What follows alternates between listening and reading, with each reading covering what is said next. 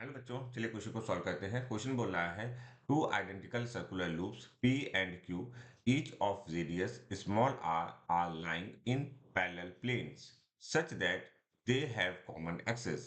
The current through P and Q are I and 4I. तो current जो है वो I और 4I है respectively in clockwise direction as seen from O से अगर आप देखोगे तो क्लॉकवाइज डायरेक्शन है। Okay, the net magnetic field at O is, आपको net magnetic field find out करनी है एट द पॉइंट O, जहां से आप देख रहे हो और जहां से आपको करंट कैसा दिख रहा है, क्लॉकवाइज में आपको यहाँ पर करंट दिख रहा है।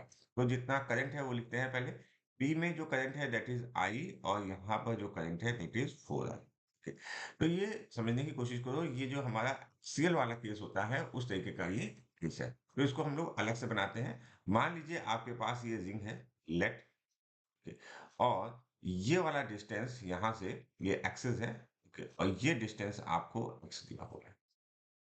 ओके, अच्छा, इसमें जो करंट फ्लो कर रहा है, लेट हमने कहा स्मॉल आई करंट फ्लो कर रहा है, और यहाँ पर अगर आप खड़े हो जाते हो इस जगह पर और आप देखते हो इस रिंग की तरफ, तो जो आपके पास डायरेक्शन है of the current is clockwise direction. अच्छा, यहाँ से अगर आप क्लॉकवाइज डायरेक्शन देखोगे तो क्लॉकवाइज डायरेक्शन अगर आप बनाओगे तो देखिए कैसा बनेगा क्लॉकवाइज डायरेक्शन।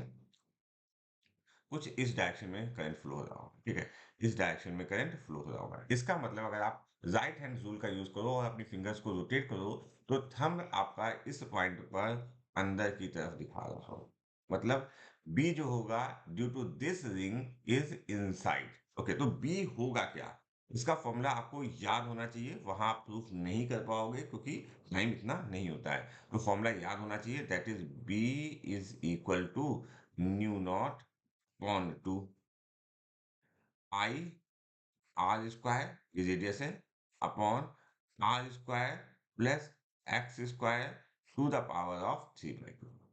इस फॉर्मूले का आपको यूज करना है। साथ साथ डायरेक्शन की इंपॉर्टेंस है इस पर्टिकुलर क्वेश्चन में, तो डायरेक्शन को देख के रखना है। तो चलिए नेक्स्ट पेज पे चलते हैं और क्वेश्चन को सॉल्व करते हैं। तो देखिए, अगर हम ओ पॉइंट के बारे में बात करें तो ओ पॉइंट पर जो हमारी मैग्नेटिक फील्ड होगी, ओ पॉइंट पर जो हमारी मैग्नेटिक फील्ड होगी उसको मार्क करते हैं। देखिए, पी की वजह से जो मैग्नेटिक फील्ड होगी वो इस डायरेक्शन में होगी, दैट इज बीपी।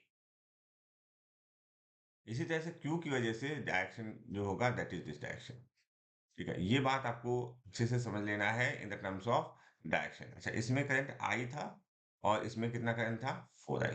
तो हम अपने वही अपना फॉर्मूले का यूज करते हैं और मैग्नेटिक फील्ड निकालते हैं at the point P.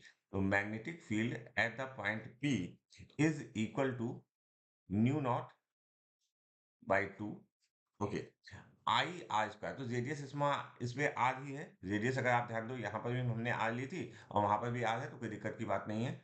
I R square upon R square plus X square. यहाँ पर एक्स की वैल्यू कितनी है, आर, तो मैंने लिखा plus R square to the power of 3/2।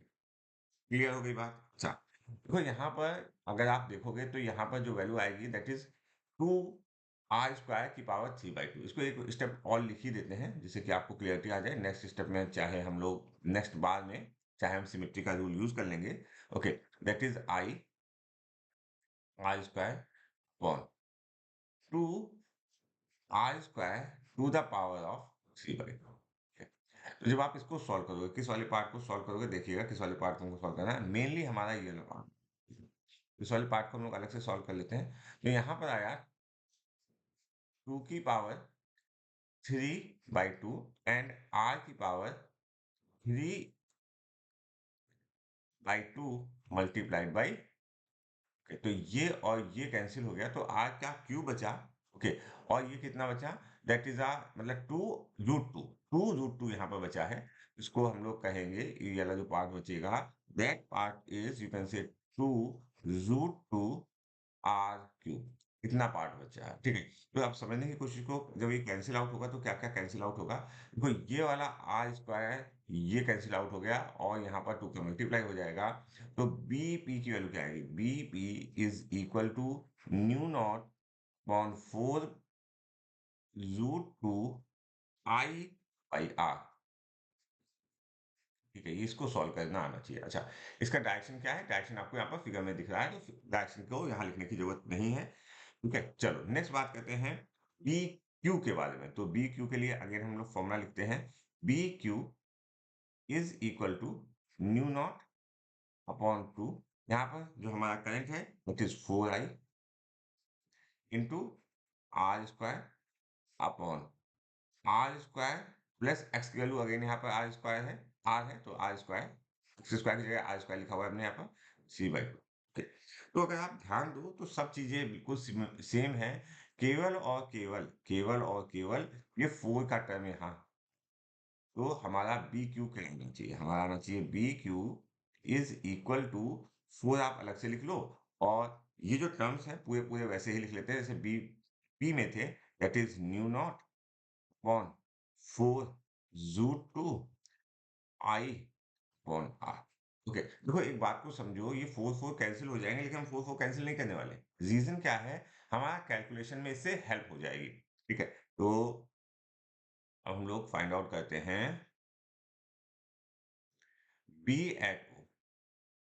B eight ओ, देखो यहाँ पर हमारा बी क्यू की वैल्यू ज्यादा आ रही, तो हम बी क्यू को पहले लेके चलेंगे, और that is B Q minus B P. Clear होगी बात? अच्छा, जो टर्म्स कॉमन है उनको हम लोग बाहर ले लेते हैं जल्दी से।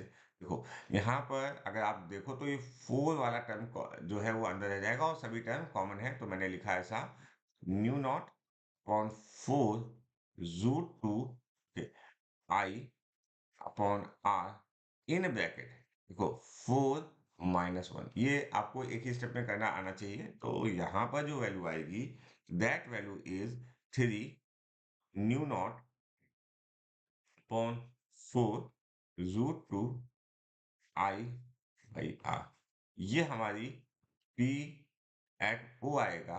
अच्छा, इसका डायरेक्शन अगर देखो, अगर तो डायरेक्शन किधर होना चाहिए? डायरेक्शन जो होगा दैट इज टूवर्ड्स क्यू। ठीक है, जो क्यू का डायरेक्शन, क्यों क्यू ज्यादा है, टूवर्ड्स क्यू। डायरेक्शन की इंपॉर्टेंस यहाँ पर होती है। तो चलिए देखते हैं कौन सा हमारा ऑप्शन सही है। अच्छा, अगर आप ध्यान से देखोगे तो हमारा पहला ही ऑप्शन सही मिलेगा, that is 3 mu naught I upon 4 root two R towards Q.